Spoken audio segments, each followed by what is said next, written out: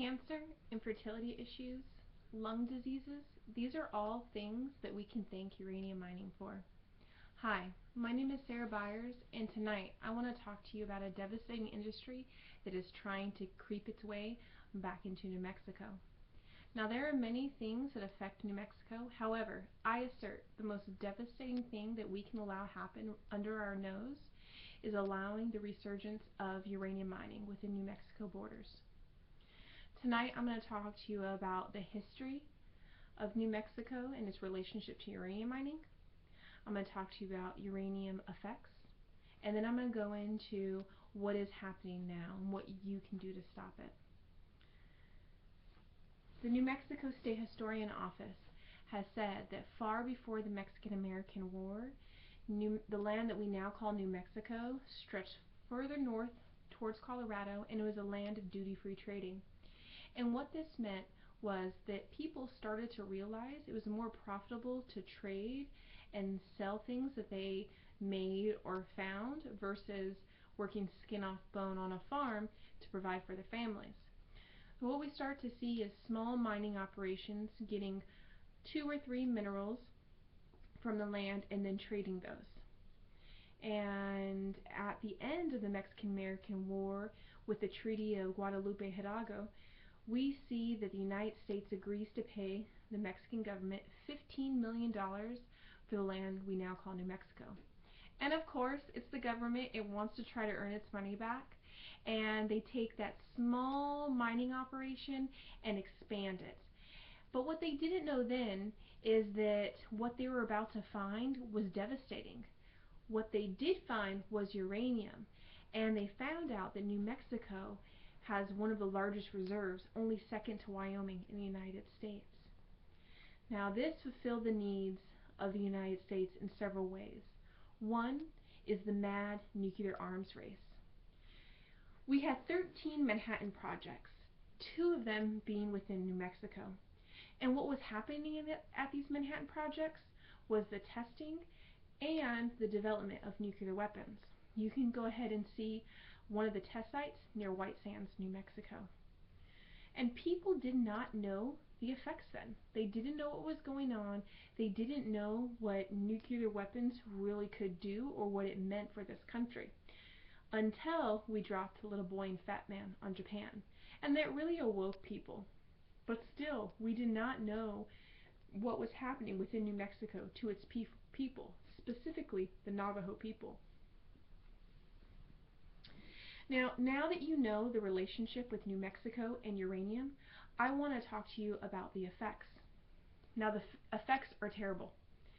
We have lung diseases, we have infertility issues, and what's really scary is till today we still don't know all the effects of uranium.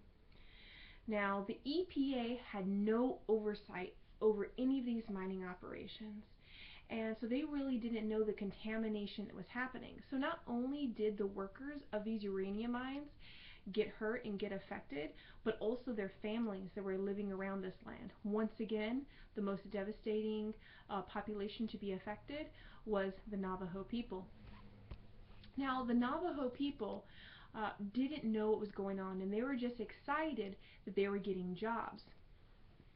So what we can really see is these health effects coming into play, and no one really understanding why, because the government wasn't telling them that uranium was hazardous.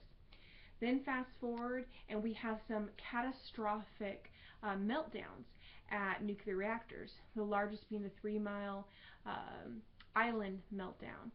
And what we really started to realize is that the benefits of uranium mining and nuclear power were not really outweighing the costs.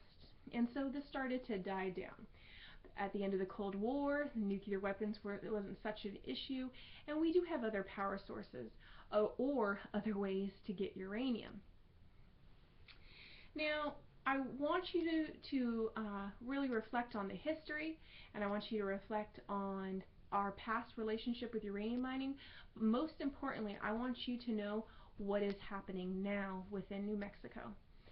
New Mexico, believe it or not, is actually thinking about bringing back uranium mining. And why it is so scary is because, like I've talked about, Not only is there health issues associated with uranium mining for the workers, but also for the families. Now, the Navajo people have had enough, and what they have passed is the Mined Resource Protection Act. Now, the nation has cited that this Resource Protection Act will never allow uranium mining to go back on Navajo lands. However, people are still fighting this. But what people are trying to do is still get into New Mexico. So we have 13 mills and one refinery currently being either built in New Mexico under contract or waging legal battles. So it is coming back to New Mexico unless we take a stand. Now, sadly, we have all these health effects that we know are happening to the people because of uranium mining. And the EPA has stepped in. They know there's an issue. So they're trying to make containment and cleanup a #1 priority. However, sadly, our government has only given protection to workers in the uranium mines before 1971.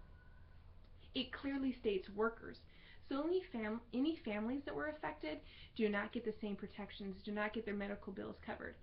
And what's really interesting and scary is that uranium is known to affect people on a genetic level within 1 or 2 generations, not 5 or 6 or 7 typically seen in exposure scenarios. Now, the Financial Times did a survey, and what they did is they took a third-party research company and they really looked at a mining operation that was being built in another state. And what they concluded, in short, is that uranium mining, its benefits do not outweigh its cost. Yes, it is going to go ahead and bring jobs and resources to that area. However, the EPA oversight alone is going to cost $2.3 million a year.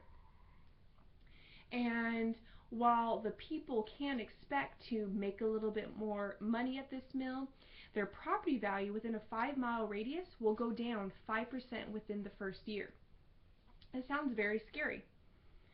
There are a lot of things that will affect New Mexicans if we allow uranium mining to pop back up in the state. So I've talked to you about uranium mining and its history. I've talked to you about the effects, and then I talked to you about what is happening now. I hope that my speech has encouraged you to do some research and contact your local representatives to make sure the uranium mining never gets back into this state. Thank you.